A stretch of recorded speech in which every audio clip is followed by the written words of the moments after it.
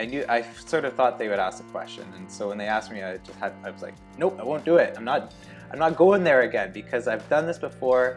The client didn't show the work on their portfolio. I'm not showing it on my portfolio. I want to do the best job I can do for you, and like let's just agree that you hired me to do what I do, and not to solve the problem in a way that's outside of that.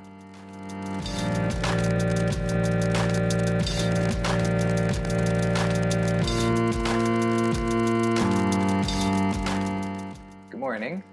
Hey guys, my name's Tom Froese. I'm an illustrator and designer in Vancouver, British Columbia. Hope you guys are well. This is Making Friends, a vidcast where I answer your questions about illustration. If you find this video helpful, please hit that like button. And don't forget to subscribe to my channel so you know exactly when new episodes drop. I typically post one new episode a week and sometimes more. So hey, hope you guys had a great weekend.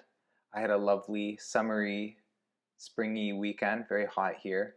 And it was Mother's Day on the weekend, and that's always nice to celebrate the people who, the ladies from whom we came, our moms. It's nice to celebrate our moms and my wife as a mother as well. So happy Mother's Day belatedly to all you creative mamas out there. And I hope you guys felt appreciated because you deserve it. So yeah, let's just get right into this. So this week I gained a lot of new followers. There's a lot of you. Just like one night, it was like Wednesday night, I was working and there was just like bing, bing, bing, and a bunch of emails were coming in from YouTube notifying me that people were subscribing to my channel. So hello all you new subscribers. Where are you guys all coming from? What countries are you in? What cities? I'd love to know about who's following me, who's subscribing to the channel, and who's now a part of the Making Friends community. Make yourselves known. Yeah, so 8 weeks left until Icon 10, which is the illustration conference. It's going to be in Detroit, Michigan this year, and I'm excited about it. Are any of you guys going? Does anybody who watches this or listens to this go to Icon? Is anybody planning on going? I'd love to know. Maybe we can say hi when we're there. So last bit of news is my first show guest will be appearing on this vidcast very soon. Next week, I'm going to be having a chat with my friend, an illustrator who's overseas, an amazing award-winning illustrator. You've probably seen his work, and we're going to be talking about working while traveling. So this illustrator particularly has deliberately been traveling all over the world. I guess there's no other way to travel the world except deliberately. You have to buy a plane ticket and pack your suitcase and stuff like that. So, but anyway, he travels and he works and he does award-winning work. And to me, that blows my mind that someone could be so portable and so prolific.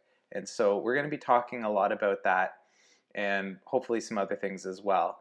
And we're going to be chatting next week, and I'll be launching the episode in a few weeks once I get it all produced. So it's the first of its kind. I'm a little bit nervous about how it's going to go, whether it's going to sound good, and you know, I've never done this before, so it's new for me. So we're going to give it a try and see how it goes. But I'm super excited about the opportunity. So this week, instead of answering your questions, I just wanted to speak a little bit about one topic that's near and dear to me, and that's defending your personal style. And so I'm going to just go right into that, and I hope you guys enjoy. Chris, Joanna, Anya, and Marilyn, I have your questions in the queue, and I'm eager to answer them. And I hope to do so either next week or in the coming weeks. So guys, keep your questions coming. But today I felt like I had a pretty meaty topic that I wanted to dive deep into. So I hope you guys enjoy it. So you guys know that I'm doing the 100-day project, and I've been doing I've been trying to do it on noses, and I've been struggling through it. Not a lot of news on that. If anything happens with that, I'll I'll keep you posted. But speaking of noses, if anyone knows my work, I have a particular way of drawing my people, my characters, and I've just decided like this is how I draw people because you can draw people realistically or you can stylize them. And stylizing is part intuition and part choice, kind of like, okay, this is how I'm going to do it. And so a while back, I decided that this was the most intuitive way for me to draw characters. And by this, I mean, I think there's a lot of angles in my people. You'll notice they have noses that are quite pointy and often have quite pointy feet or boots. And I I sometimes exaggerate it to a point where it's more extreme. And I do this just because it's funny. It makes me laugh. It brings a smile to my face. It's a little bit self-deprecating in a fun, sweet way. And it's sort of my trademark or whatever. And it's not actually that unique.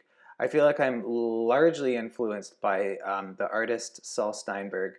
He he did a lot of art that was like black lines, very intuitive, and he would kind of minimal.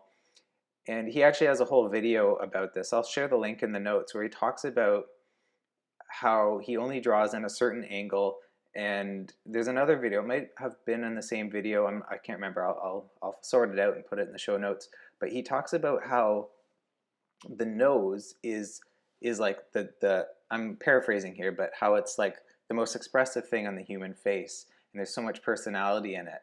And incidentally, his noses are also quite triangular, pointy, and I may have deliberately or more unintentionally copied, not copied. I feel like I've been influenced by Saul Steinberg, and I guess there's just a lot of overlap in in my own intuitions creatively and what I see in his work. So I feel like that comes out. And all that to say, I'm getting somewhere with this whole nose thing, is that this is the way I draw people. This is the way I've grown comfortable drawing people. And since I keep making work like this and people keep coming to me to make more work that looks like what I make, I feel like it's okay to keep doing this. And if people tell me to draw people, let's just say I'm working with a client and they ask me if I can draw my noses more realistically, for instance.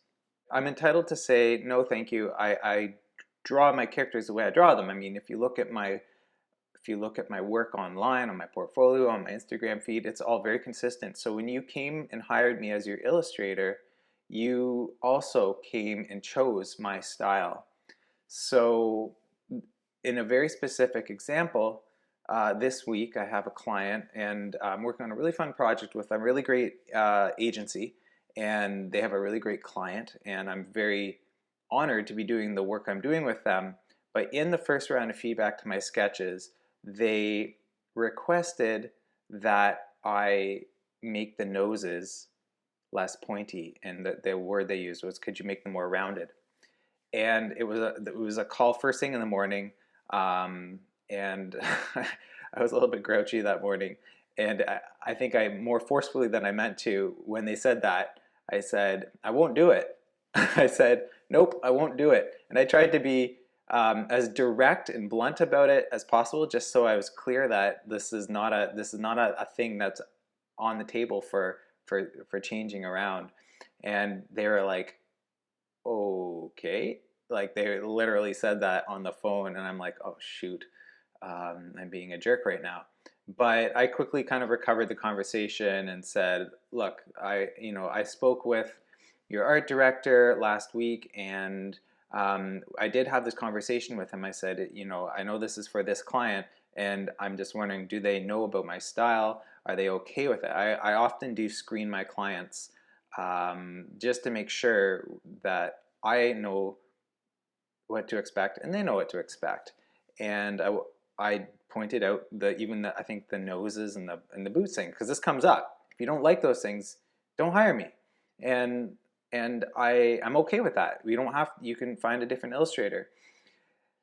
And they're like, yeah, yeah, no, we love your style. We love your style. And so I took on the job and went into it with that confidence that they would not be pushing back on those kinds of things. It's not that I don't take feedback or make amendments to my work based on their feedback and to help it get more along the line of their goals or what they need. But there is a sort of overarching, like, in my brand, in my product, these are the attributes, these are the qualities. It's sort of like, if you don't like silver metal and you have something against apples, then don't buy a Mac laptop, right? Or if you like lined paper, don't get a plain notebook. Like, there's very specific product choices that you make.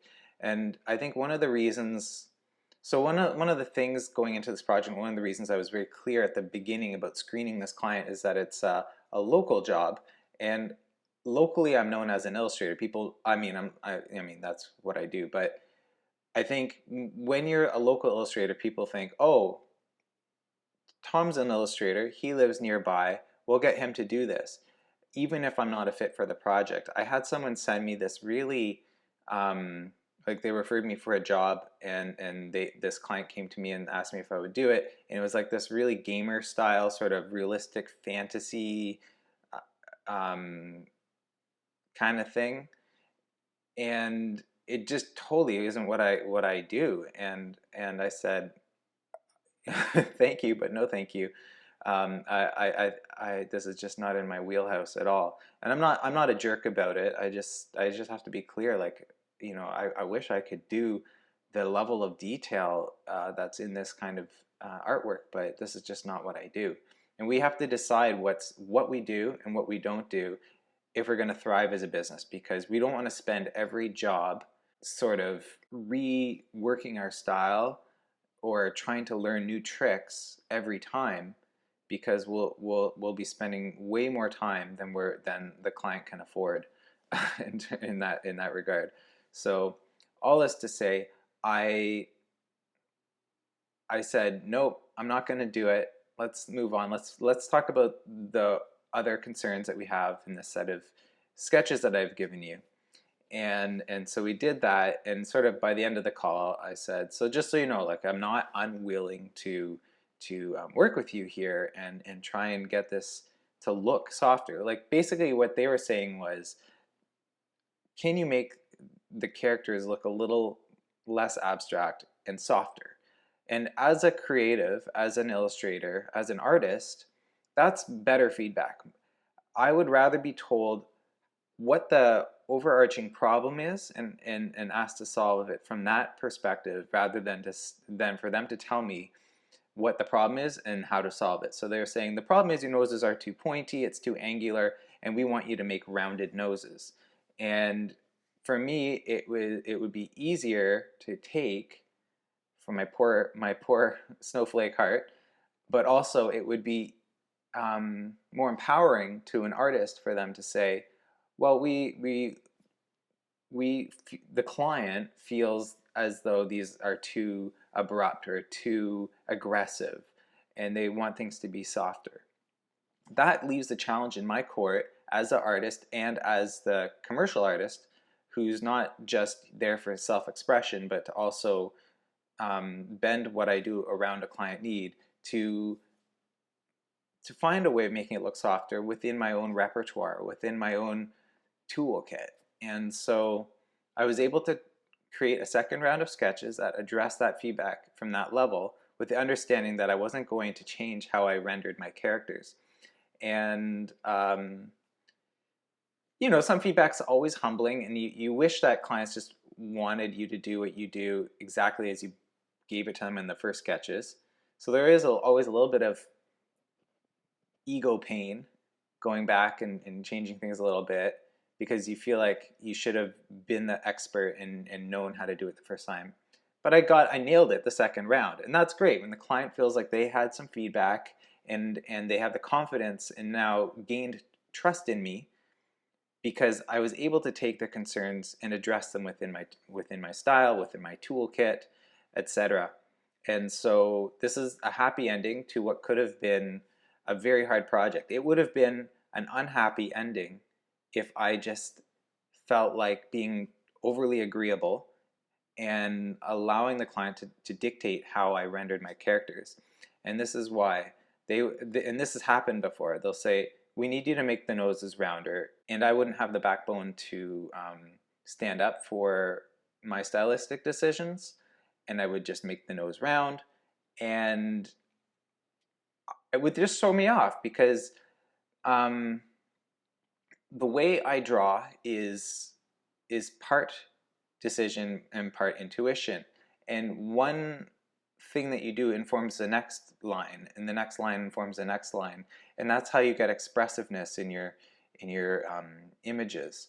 And so, if I'm making the nose round, that's going to inform everything else about the illustration, and it's not going to look like something I'm familiar with, so I'm not going to be able to connect with it in the way that I connect with my other work, and I'll doubt every other decision I make along the way, and ultimately spend time questioning whether it's good work, or I just, having lost all confidence, any feedback the client gives me, I'll have to put in, and it kind of becomes the camel of illustrations, where it's designed by committee, sort of. I had a job from a client about 3 years ago, and it was for this campaign, and they wanted me to draw teenagers high-fiving and assembling as a group and on their phones and at the computers and stuff like that. And so I drew everything the way I drew it, in the way that I knew how, and in the way that kind of I just intuitively did as an illustrator. And the client saw them and said the nose are too pointy, everything's too aggressive. And so at this point, I feel like I wasn't as experienced as an illustrator, and I felt like I had to make the change and swallow my pride. And it was sort of, I guess I had to do it at that stage. I just didn't have the experience behind me to be able to be that bold and say, no, I won't do what you're asking me to do, because I don't think it's the best idea. I don't think that's the best way going forward. I just didn't have that confidence. So I did it, and the work just looks so weird. I basically just took just look at any of my characters on my portfolio and imagine that I just took the nose, and in Illustrator pulled that little dot that makes the corner go from an angle to more of a radius, that radial curve tool. You know what I'm talking about? Anyway, it was as though I did that to all the noses, and it just looked hacked, and I would never show that work to anybody. And it just turned out badly. So when this request came to me, because it was a local job, because I just had a sense like they're asking me to be the illustrator on this because they know my name and they need an illustrator, not because they want me to do my, like, what I'm known for.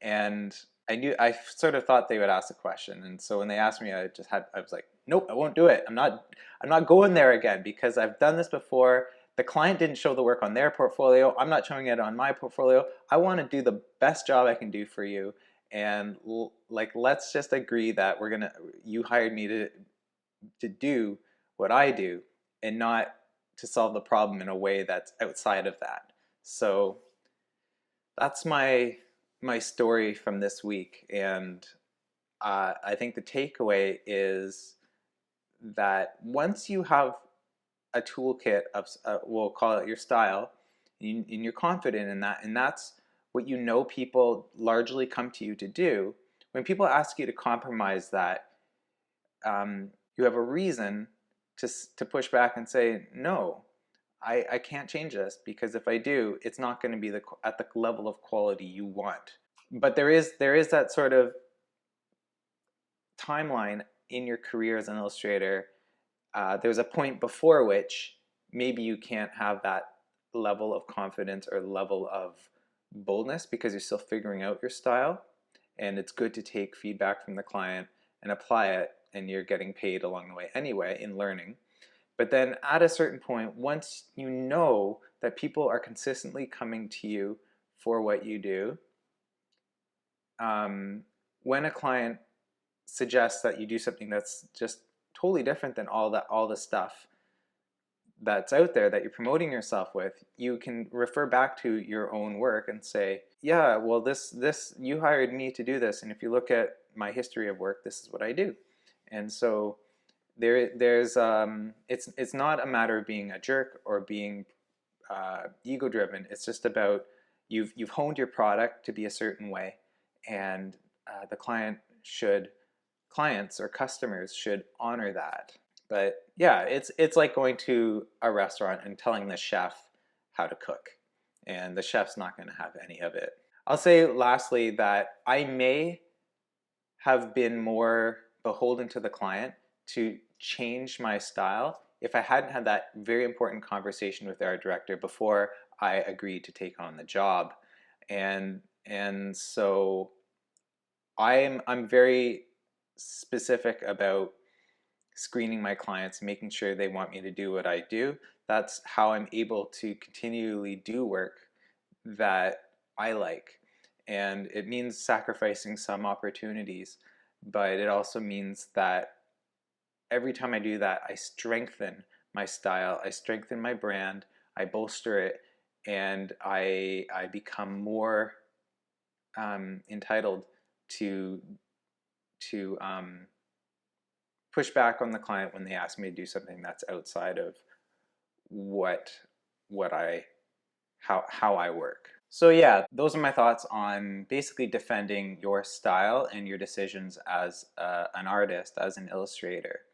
And I don't feel like I haven't seen a lot of people talk about this. I haven't read much on the idea of defending your style to a client or saying no to feedback on certain non-negotiables in the way you approach your illustration. So if you've ever struggled with the client asking you to do something that you felt was out of bounds for them to ask you to change, hopefully this helped. If you have more questions about that, I'm really interested in knowing. I've talked to a few artists about this, on things that seem as petty as how you draw eyes, whether they're a dot or a circle, whether there's an iris and a white part. And for me, one of the things is always the pointiness of my figures. And I just want to say, it's not petty. It's not petty. It's not like you're saying, I only want to do it my way, and I'm being very difficult about this because I'm an artist or something like that. No, as a professional artist, every stroke you make informs the next stroke, and if you end up changing even how you go around a nose or how you put an eye on a face, it changes how you're going to respond to those lines in the rest of the illustration, and it can it's a little bit like a thread that you can pull at, and if you pull at it too much, the whole thing just unravels and lands in a pile in your lap, and you're left with trying to figure out how to do it. You lose your confidence in it. The client has lost confidence in you, and maybe they've even lost respect for you because you haven't stood up for yourself.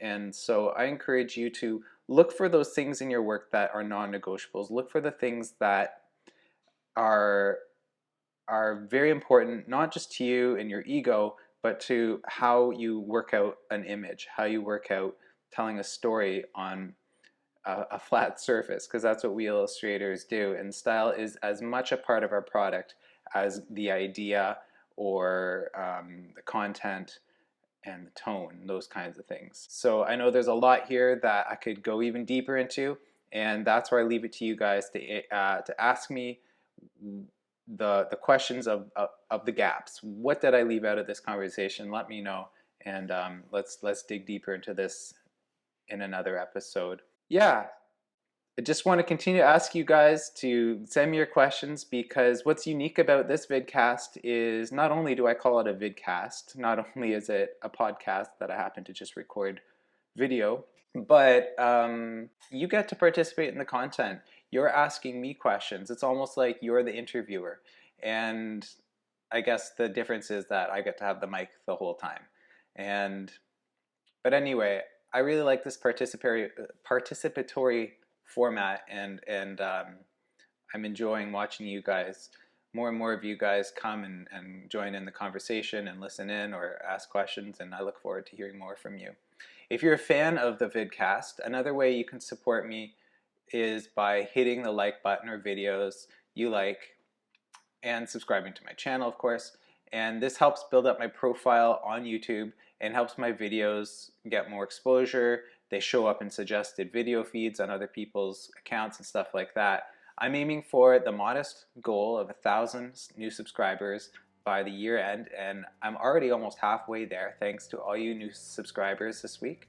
And so by achieving this kind of small, relatively small, but for me huge, 1,000 subscribers by year end, it's an encouragement to me that I'm making content that's worthwhile for people out there and that I should keep doing it. As a vidcast, these videos could just as easily be a podcast, and I'm aware of that. And I'm actually curious about what you guys think. Do you guys like that these are on YouTube? Does it make it easier for you to listen to them or watch them? Would you prefer it if it was audio only? Or is there a way I could be using this format a little better? All these things I'm curious about, because sometimes I wonder about maybe I should just do it audio, and that way I don't have to worry about wearing a different shirt every week or that kind of thing. But I'll leave it to you guys. Have a great week, and thanks for watching, listening, whatever it is that you do here, and I'll see you next week. Until then, keep making great work and asking great questions.